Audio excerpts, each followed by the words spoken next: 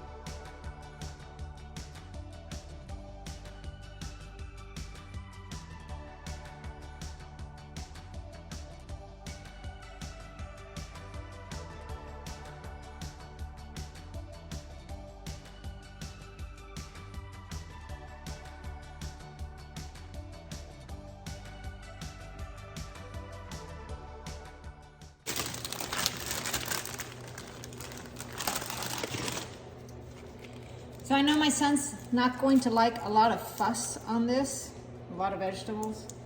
So I put the eggs and rice there. I'm going to do a little extra virgin olive oil on the avocado and salad. I'm going to season it with some salt for him.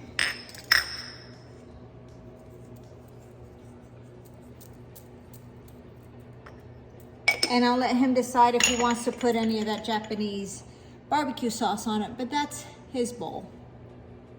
Looks pretty good to me. I'm going to mix up mayonnaise and try to make a sauce.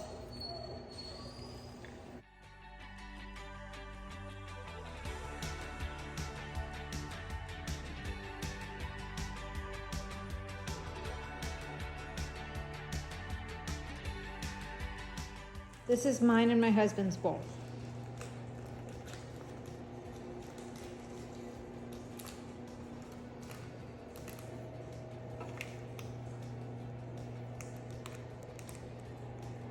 And that's what's for dinner. It's the next day, and I just wanted to let you know that the avocado bowls were really good. Everyone enjoyed them. Thank you for watching. I hope you consider hitting the subscribe button and the like button, and I look forward to seeing you in the next video.